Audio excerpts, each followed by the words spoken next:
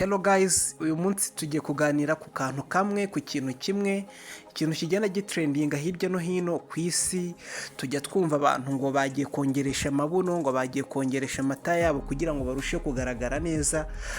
Rero nk'umuntu utabimenyereye cyangwa se nk'umuntu utabizi utanabifiteho amakuru, uyu munsi ndagira ngo ngusobanurire nkubwire uburyo bikorwamo n'uburyo bishobora gutera ingaruka mu gihe byakozwe nabi. Ushobora kwibaza uti se bibaho cyangwa ntabwo bibaho, ukumva ufite urujijo. Nimba ari ubwa mbere ugeze hano rero ni byiza gukora subscribe kugira ngo ubutaha uzongere unyumve. Reka tugaruke inyuma y'aka kananga. Nkuko nari mbabwiye rero, muri iki kinyejana cya 21 biragoye kuba wascrollinga kuri social media ku mbuga izo arizo zose zitandukanye ngo scrollinge amafoto y'igitsina gore cyangwa se y'abadamu, ngo scrolling amafoto agera ku 10 utari wabona amafoto y'umudamu cyangwa se umukobwa uyifotoje agaragaza cyangwa se ashaka kugaragaza igice cy'inyuma cye, turavuga ku mataye cyangwa se ku mabuno ye.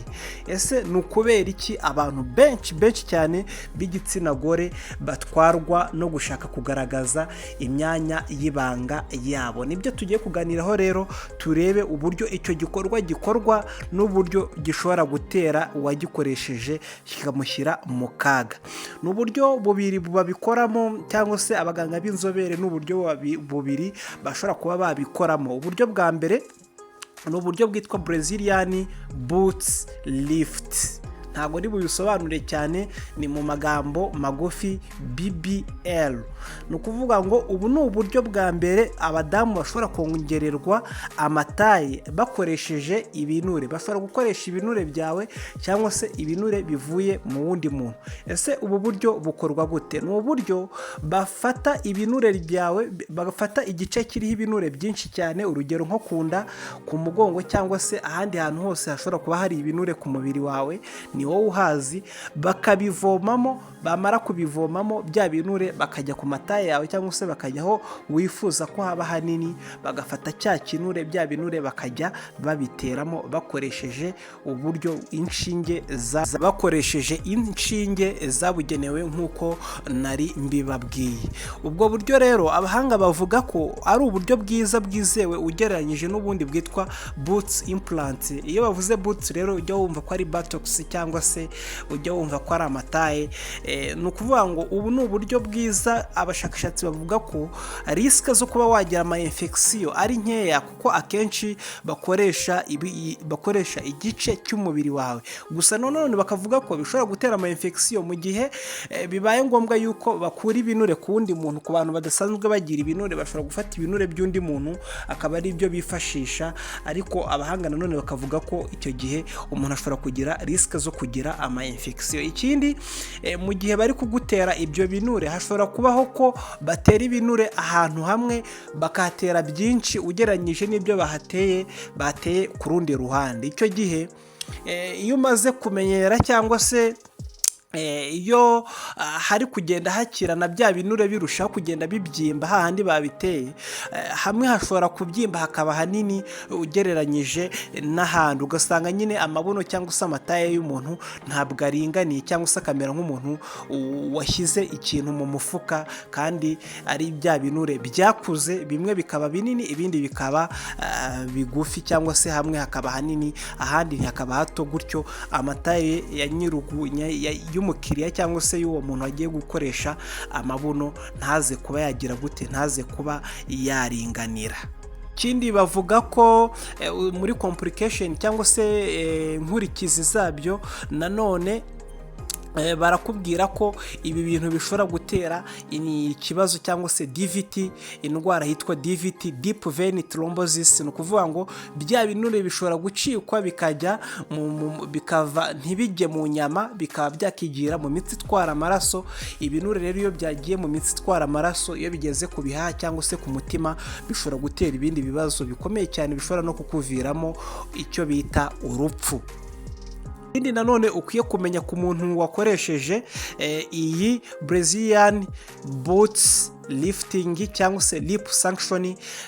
Nanone barakubwira ngo igihe wakorewe icyo gikorwa uba usabwa kumara hagati y'ibyumweru 2 ndetse n'ibyumweru 6 uryama, ariko utaryamira ya mataye cyangwa se ya mabuno yawe. Ntabwo uba wemerewe kuyaryamira, uba ugomba kuryamira ikindi gice cyose cy'umubiri kitari ku mabuno ya nyir'uguterwa ibyo binure. Ikindi ntabwo uba wemerewe kwicara mu gihe cy'ibyumweru 2 kugeza ku byumweru 6.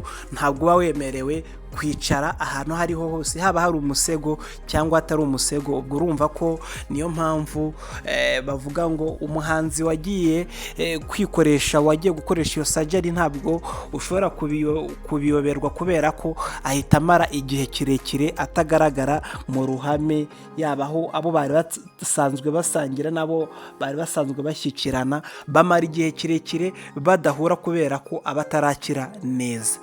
Ubundi buryo nanone bukoreshwa mu kongera amabuno y'abadamu, cyane cyane ko aribo banabikunda cyane, ni uburyo bwitwa boot implants. Uburyo bwitwa boot implant rero ni uburyo bakoresha bakagushyiramo icyuma gifominze uko size cyangwa se kingana na size y'amabuno wumva ushaka.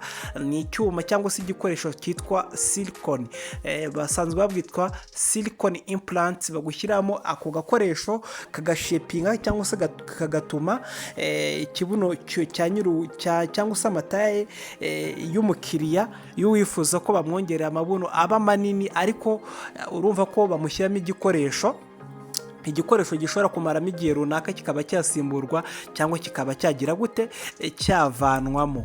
Ibibi byacyo ugereranyije na Brazilian boot lift, ibi byayo nuko nyine babaga ahantu hanini, ntabwo aho ari inshinge. Urumva ko umusajoni cyangwa se umuganga ukubaga bisaba ngo abage ahantu hanini bitewe nuko wifuza ko amataye cyangwa se amabuno yawe azangana.